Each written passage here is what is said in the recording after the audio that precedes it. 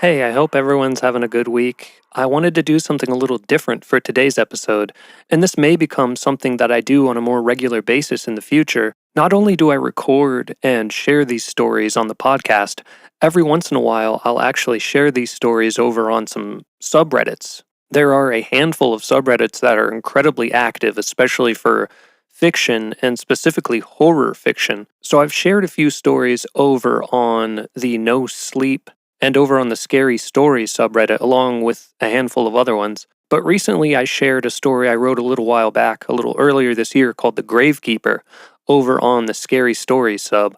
And to my surprise, someone reached out to me. They sent me a message and said, "I really enjoyed your story. Would you mind if I read it on for my YouTube channel?" And I thought that that was really cool because I've been looking for a way to collaborate with other writers, other people who are writing fiction and writing horror fiction. So I agreed, and he did a really amazing job reading my story over on his YouTube channel.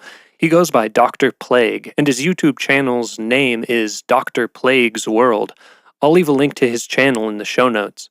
In the spirit of collaboration and in the spirit of keeping the community thriving and flourishing, I wanted to read one of his stories on my podcast, and I asked, which one do you think I should read? Which one do you think is potent, or one that you would like to hear me narrate? And he suggested a story he'd written called I Was a Captive God. So without further ado, let's get right into Dr. Plague's story. You'll have to bear with me while I tell you my story. So much of it is written from the hazy recollections of someone who was in captivity. Don't misunderstand. I wasn't abused in the traditional sense. I was well kept, I was well fed, and I really wanted for nothing except my freedom. It all started one day when I visited a new therapist. Dr. McAllister had been recommended by a friend of mine. He said that he was very good, and that he had helped him get through a lot of his issues he had with his mother, and discover some things about his sexuality. He put you under, and put you in touch with your real self. And that's how he overcame a lot of his issues. It all sounded great to me. I'd been having trouble sleeping and was looking for some way to keep the sleep I needed to function. My insomnia would sometimes last for days, and it was starting to affect my life. So I made an appointment, and 2 weeks later, I was lying on his couch listening to Dr. McAllister count down from 10 as he put me in a suggestive trance.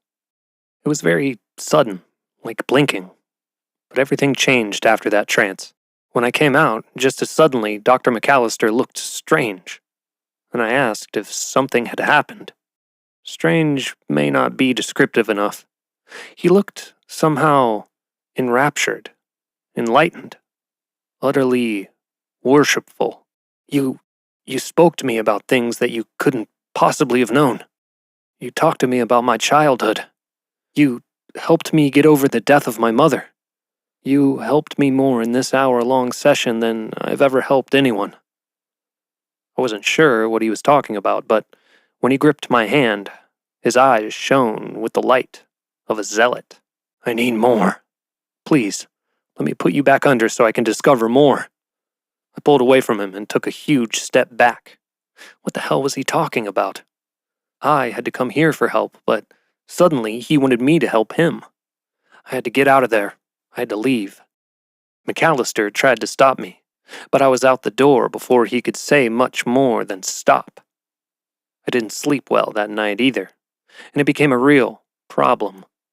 Sometimes I would lay in bed and swear I heard whispers, but I put it off as auditory hallucinations. I hadn't slept well for the past 3 weeks, and I knew it was starting to catch up with me. When I would force myself out of the house for work or to run errands, I could swear I felt something watching me. What's more, I could swear I'd catch glimpses of someone out of the corner of my eye. They would always be gone when I turned to look at them. It never happened in my house, always when I was out and about.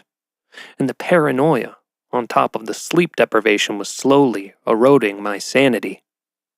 So when I heard someone open a window in my living room one night, I rolled over and just thought it was me having paranoid hallucinations. Turns out, it hadn't been hallucinations.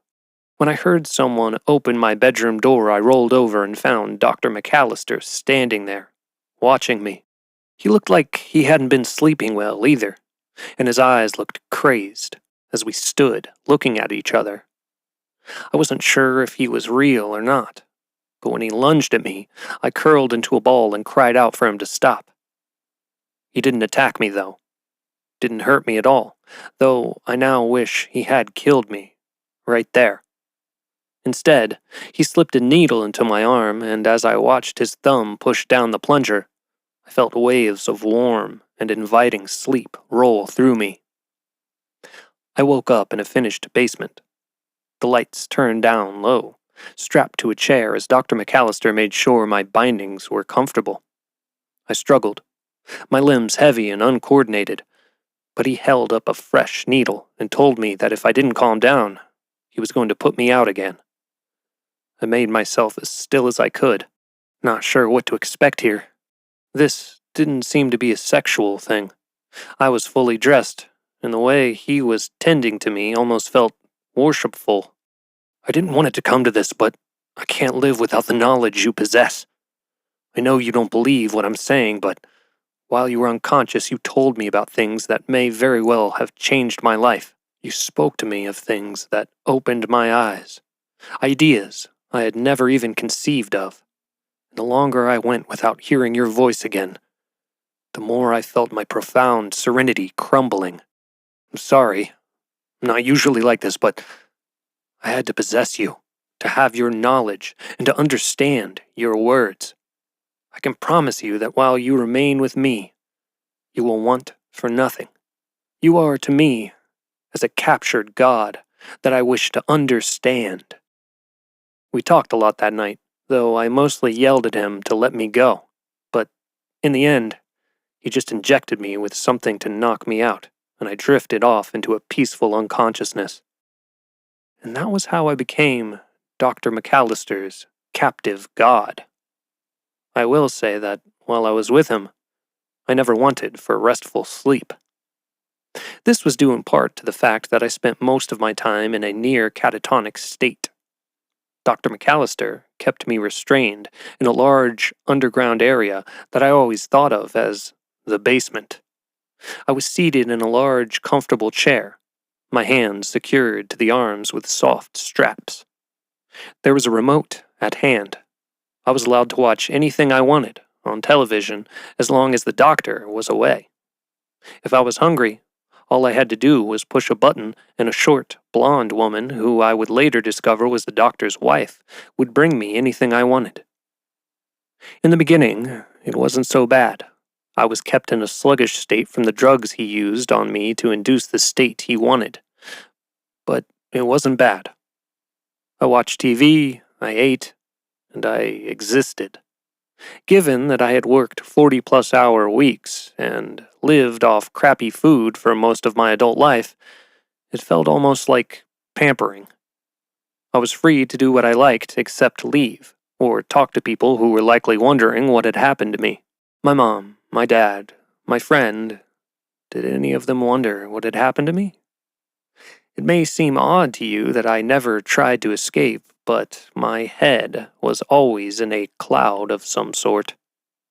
The drugs left me just lucid enough to consume TV or audiobooks, but I never felt able to really settle my thoughts on anything in particular. I knew I should want to escape, but it was always a hard concept to catch hold of. Those days were the good days, back when Dr. McAllister was still operating his practice.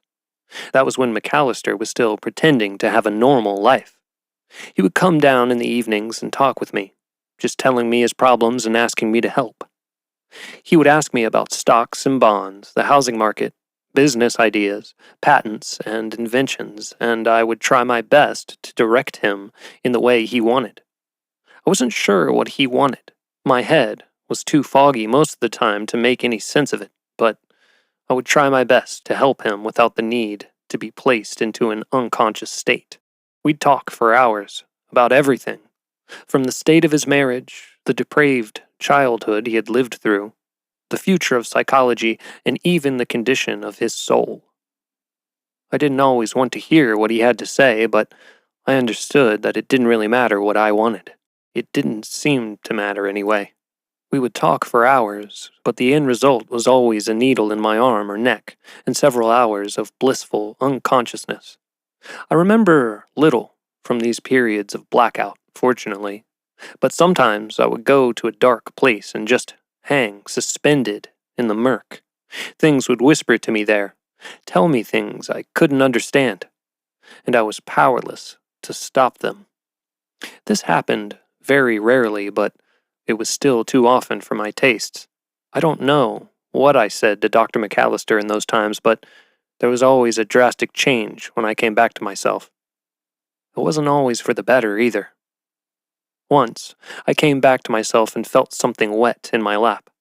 I glanced down, which was difficult because my head was strapped to the headrest, and found that someone had thrown a head into my lap. I flinched away from it as my soggy brain finally clicked it all together, but it was little more than a shudder in my current state. The head had wispy gray hair, a pair of broken glasses hanging across the face by one ear, and a nose full of broken veins from a lifetime of drinking. I didn't recognize it, but as it soaked the pants of my pajamas, I did feel like it was familiar somehow. Dr. McAllister was sitting across from me, looking expectantly at the gift he had literally dropped in my lap. And I looked at him with confusion as I asked why he had done this. "You told me to," he said, a little shocked. "You said if I meant to truly get over the cruelty and abuse that my father had given me, then I had to destroy the icon of my father within myself. So I did. I told him that I wanted to meet so we could discuss our past and reconcile. He was ecstatic. He hadn't seen me in 20 years, and oh, did we reconcile. I waited for him to turn around and I bashed his head in with a hammer, choking him to death as he lay twitching on the floor. Then I took the body and disposed of it, cutting the head off so I could show you that I had followed instructions. You are so wise, so correct, and I am your loyal disciple." I started screaming, mindless, gibbering noise, but he just bowed to me, and when the head hit the ground next to him, he didn't even flinch. That was my first inclination that the things I was saying in my sleep might be used in ways I had never considered.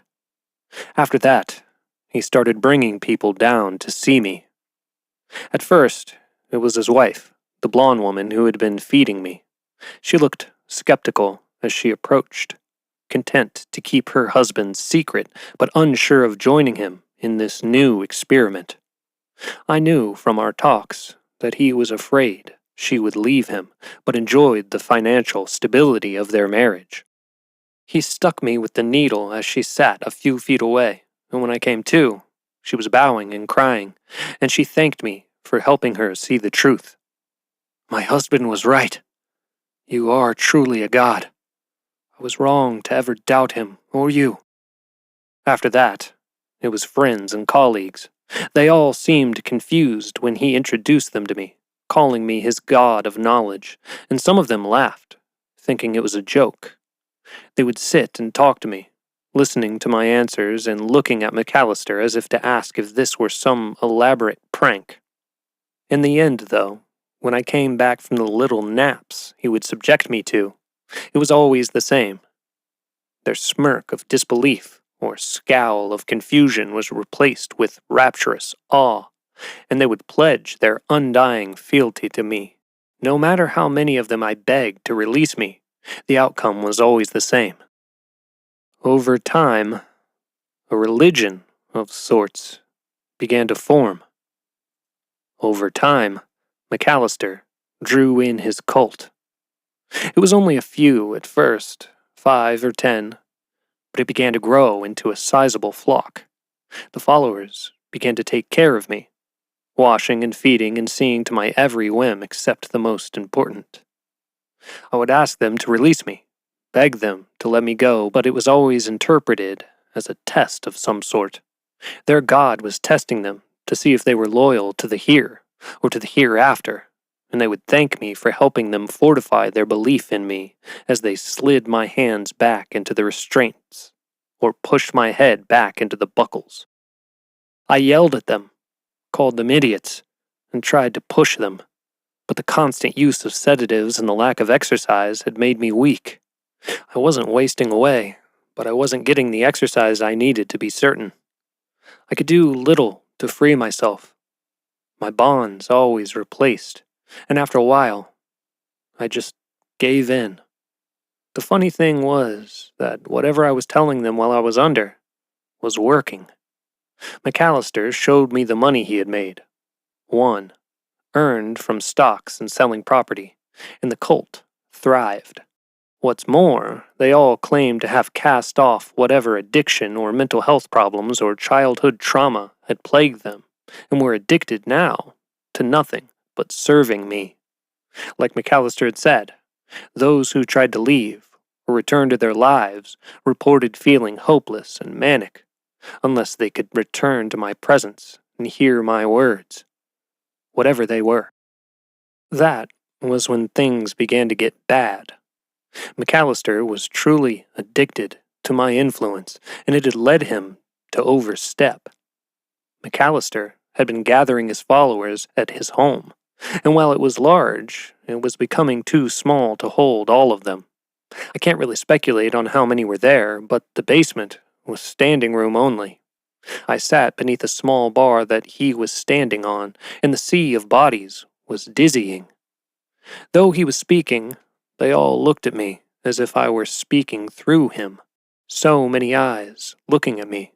My body, still held in the chair I had sat in for God knows how long, was something I never got used to. It never made me feel like a deity. It never made me feel powerful to have them worship me. I always felt like a pet. Its freedom, just one opened door away. McAllister said they would be moving to a new place soon, a place that would house them all comfortably. They could all stay there indefinitely, leaving their jobs and lives behind so they could care for their captive god. He didn't say where it was, but he said they would all go this afternoon and to prepare for a long journey. They were all so happy, their faces enraptured as he told them of their new home, but I began to feel that this would never end. When he began to bring people to see me, I had hoped that someone would fail to see me as he did and get me out of there. They would take me away from him. They would call the police, and I would be saved from my captivity. That never happened. Whatever power I had held them in sway, and after a while, I doubted that I would ever get out of here. I didn't know how long I had been McAllister's captive god, but I knew that no matter how comfortable the life, this had to end. I decided then that if they weren't going to get me out, I would have to do it myself. Strangely, my chance came that very day. They had all left me so they could prepare, and as I sat in the shadowy basement, I realized that my wrist strap was undone. This had never happened before, and for a moment, I wasn't sure what to do. It took all the energy I had to focus enough to get that hand to undo the other strap, and when I bent down to undo my legs, the effort seemed to take years. My mind was like unraveled yarn, and it was hard to focus on any particular task. When the bonds came off my legs, I got shakily to my feet before bending to rub some life into them. They were prickly from lack of use, and I took shaky steps as I made for the stairs. I got to the top before I was discovered. I peeked through the door and into the barren kitchen beyond. The cupboards were empty, the countertops clean, and I could tell that this room had already been cleaned out for the move. I had just decided to take a step out and make for the back door when someone walked into the kitchen and saw me. They called for McAllister. Walking to me as they insisted I return to my chair. I pushed at them, telling them to get out of my way, but as I lunged for the back door, I heard others coming in to stop me. I made it to the backyard, squinting as the sun hit my eyes, but found it fenced with tall wooden boards. I was grabbed then by many hands, and when someone slipped a needle into my neck, I looked back to see McAllister instructing them to get me to the car.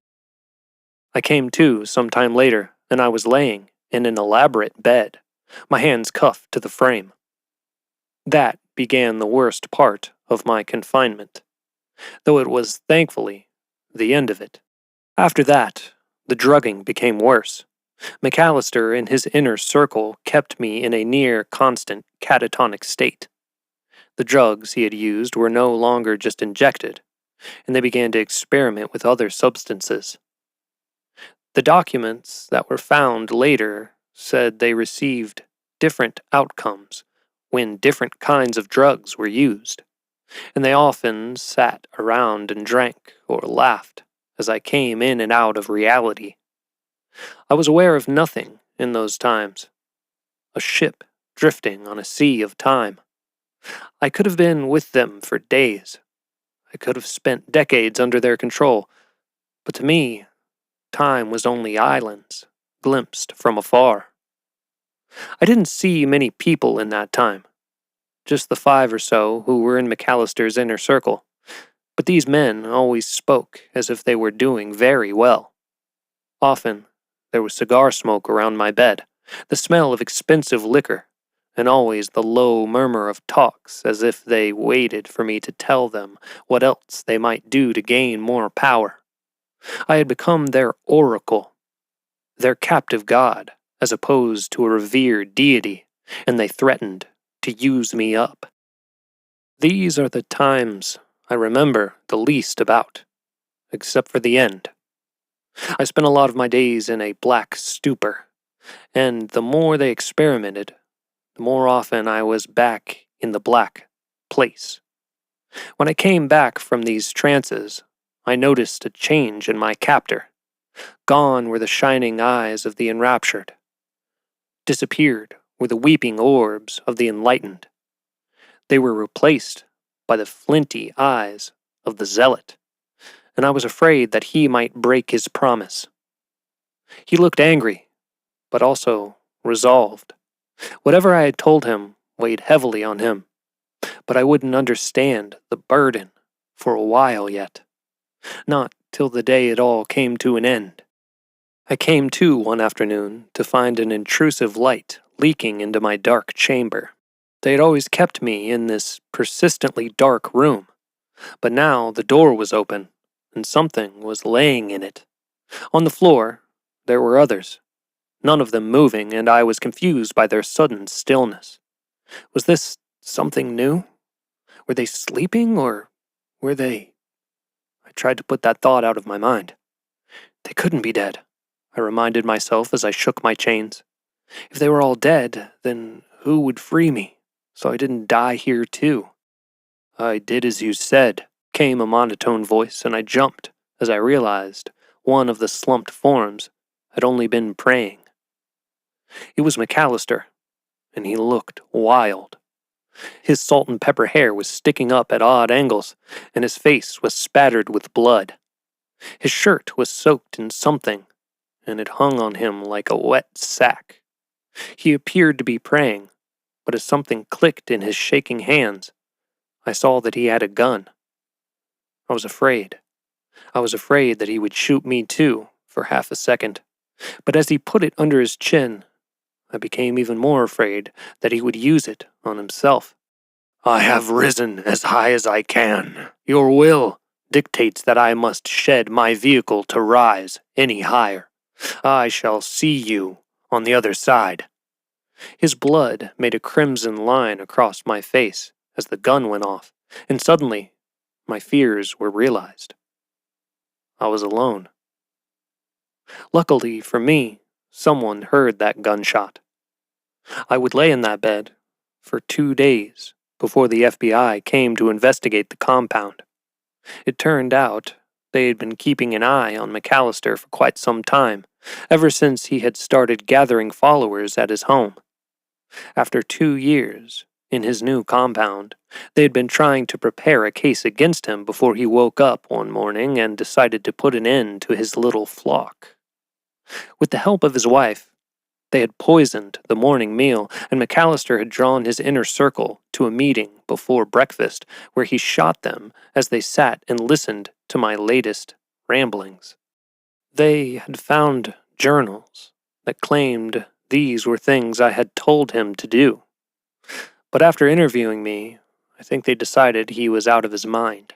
At least, that's what Agent Maxey led me to believe. We're gonna have to hold you as a person of interest, but it honestly sounds like you were an unwilling participant. I'm gonna go and get some other things in order. Have a seat in here and we'll make some accommodations for you. After he left, I noticed the recorder sitting on the table. It wasn't running, which I had expected, and when I reached for it, I saw that the tape inside had a date on it that I remembered. It was the date of my first session with Dr. McAllister. I couldn't imagine a reason behind the FBI having a tape with that date on it unless McAllister had recorded it for some reason. I put the recorder back down, trying to stop my curiosity before it could take root. I had never heard what I sounded like in that state that seemed to enrapture the old doctor so much.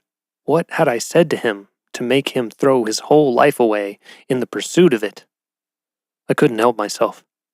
I hit play on the recording and listened as McAllister told me to be calm and began to count down from 10. It wasn't the jagged, often flighty voice I remembered from any time after this session. This was McAllister at his most sane, and as he came on, I heard him gasp and ask what I was doing. From the recording, I heard a slightly deeper version of my own voice, and it filled me with dread. Agent Maxey has listened to the tapes, and he's becoming as unstable as the good doctor. If you don't escape now, I fear that he'll have you just as McAllister did. You'll have to be quick, and you'll have to be smart. But if you mean to be free, you need to find a way to get out of here. Good luck. What a tale. Thank you again to Dr. Plague for providing us with this amazing story. I honestly thought it was really captivating. I love the plot of someone going to their therapist or psychologist to get answers and then like a hypnotherapist and going under and then coming to I just thought that intro of how everything unfolded was really unique, a very original idea. This whole thing was a very original idea, which I really appreciated. I've actually done a lot of reading and research on cults, so this one was especially captivating for me. Thanks again to Dr. Plague for letting me read it. Like I said, I'll have a link to his show in the show notes. And like I said before, I think this actually will become something I do on a regular basis, finding a guest story to share with you between my original stories. I really hope you enjoyed today's episode, and stay tuned. I will be releasing an original story hopefully next week. That is my goal. Since we are in the month of October, I'm really going to focus on getting you a lot of spooky, eerie, creepy one-shot stories to enjoy for this spooky season that we are just entering. If you'd like to support the podcast, there are a few ways you can do so. The first of which is just telling your friends and family about the podcast, letting them know what you enjoy, maybe sharing a link. The second way you can help is by leaving a rating or review on whatever podcast platform you are listening to this on. And the last way is joining us over on Patreon, where you get early access to episodes, some exclusive content, and some other things. That link will also be in the show's notes. Once again, I truly hope you enjoyed this collaborative episode. And until next time, keep creating.